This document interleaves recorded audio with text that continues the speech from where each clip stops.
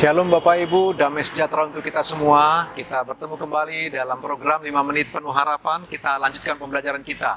Setelah bangsa Israel kehilangan Yusuf mati, Bapak Ibu, tulang belulangnya mereka persiapkan. Nanti waktu mereka eksodus, mereka bawa tulang belulang Yusuf.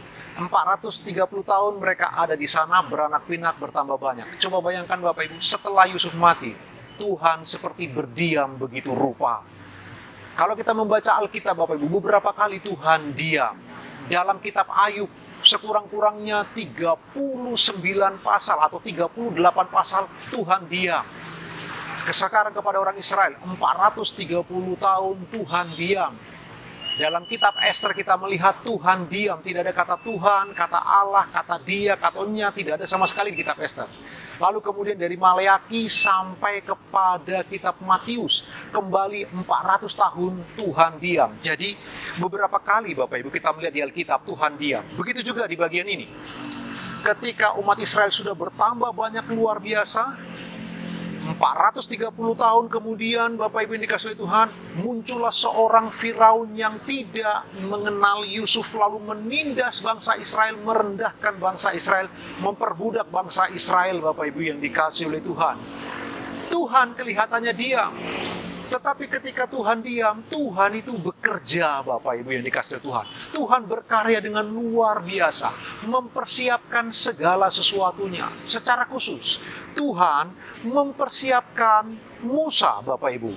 Kita tahu ceritanya bersama-sama ketika bangsa Israel beranak pinak bertambah banyak sampai jumlah mereka hampir 2 juta kemungkinan besar Bapak Ibu. Orang Mesir berkata hampir memenuhi seluruh Mesir sehingga mereka khawatir dan cemas mereka ditindas. Anak laki-laki yang lahir dari rahim para perempuan Ibrani akan dibunuh. Dan kita tahu ceritanya bersama-sama, ibu dari Musa menghanyutkan Musa sehingga Musa disebut arti katanya adalah yang diambil dari air.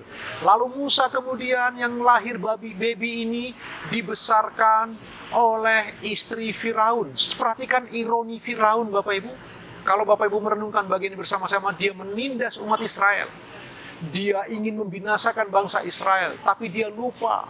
Allah justru menggunakan situasi itu. Justru Firaun memelihara Musa dengan biaya dari Firaun, menghidupi Firaun.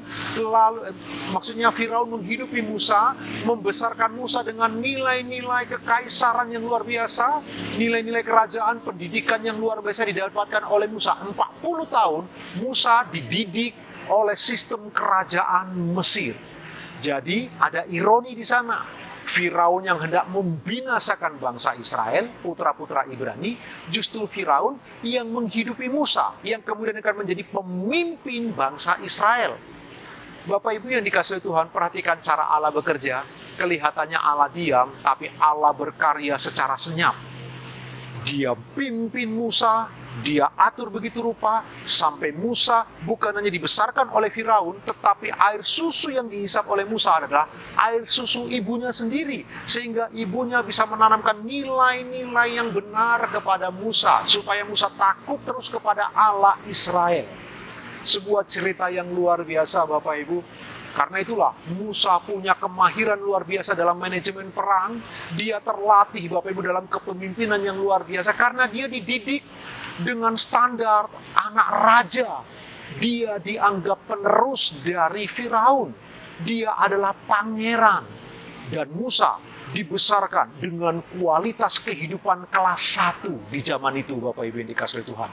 Dengan kebudayaan Mesir yang begitu maju luar biasa, Musa dididik dengan nilai-nilai budaya yang tinggi luar biasa. Dan itu tercermin dari tulisannya, kitab Kejadian, Keluaran, Imamat, Bilangan, Ulangan, atau kitab Pentatukh itu Bapak Ibu.